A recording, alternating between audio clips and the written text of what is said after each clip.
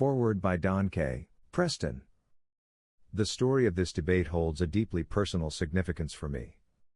As a young man growing up in the Churches of Christ Fellowship, Gus Nicols was one of my great heroes.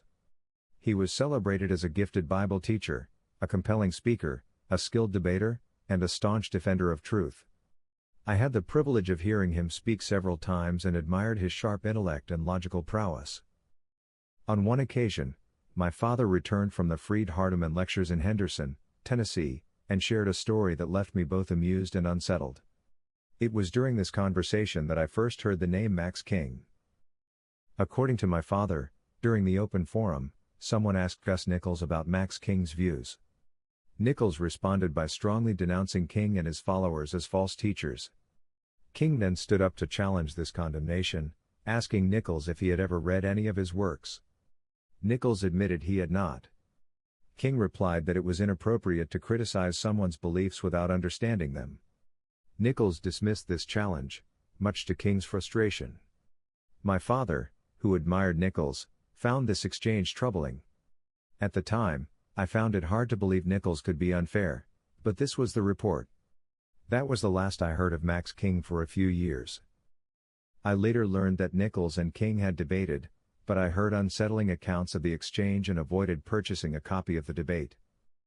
As the years passed and I studied Scripture more deeply, I began to adopt views that stood in stark opposition to the teachings of my heroes, men like Gus Nicols. To my surprise, some of my beliefs started to align with the strange things Max King was said to teach, though I still hadn't read his work.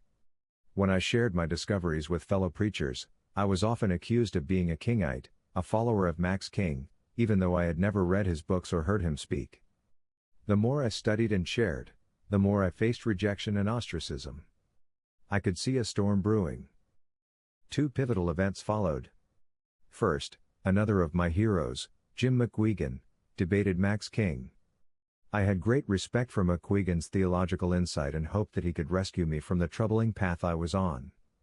At the time, I was wrestling with King's claim that the second coming of Christ, the end of the age, and the resurrection occurred at the conclusion of the Old Covenant age in AD 70. I saw merit in this view but resisted it, hoping McQuiggan would expose King's errors and pull me back from the brink of apostasy.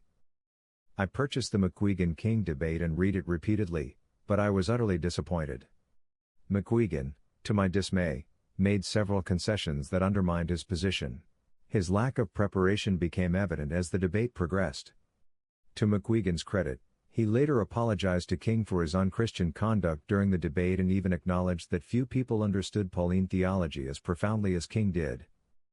Having found no resolution in McQuiggan's arguments, I sought other resources. That's when I discovered a copy of the earlier Nicols-King debate. Hoping Nicols would succeed where McQuiggan had failed, I eagerly purchased it. Yet again, I was deeply disappointed. As I read the Nicols-King debate, several troubling patterns emerged. Misrepresentation: Nicols repeatedly misrepresented King's position, even after King corrected him. This is inexcusable in any debate and remains a regrettable tactic among opponents of covenant eschatology. Avoidance of key arguments: Nicols frequently ignored King's central arguments. While time constraints in debates make it challenging to address every point, Nicols neglected to engage with critical issues that were foundational to King's position. Instead, he relied on straw man arguments. Poisoning the well: Nicols resorted to dismissive rhetoric rather than engaging in exegetical reasoning. He made unsubstantiated claims about King's position, which is a common but ineffective debate tactic. Lack of exegesis: Nicols' arguments were largely presuppositional, lacking textual exegesis or sound hermeneutics. For instance, he simply asserted that time will end and that physical bodies must rise from the ground, without offering proof. Emotional responses: as the debate continued, Nicols grew visibly angry and caustic, while King maintained a demeanor of Christian humility and composure. This contrast was striking. In reading the Nicols-King debate, I saw tradition colliding with Scripture. King's sound exegesis and logical arguments stood in stark contrast to Nicols' unsubstantiated assertions. Tragically, Nicols and his supporters later reneged on an agreement for a follow-up debate, further highlighting their discomfort with the results of the first encounter.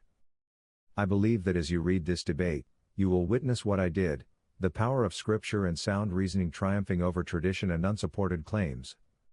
King's humility, clarity, and theological depth shine through, even as his opponents resorted to frustration and bitterness. I am pleased to commend this book to you for careful study. I trust it will be as eye-opening for you as it was for me. Don K. Preston, D. Division President, Preterist Research Institute. Ardmore, Oklahoma. www.eschatology.org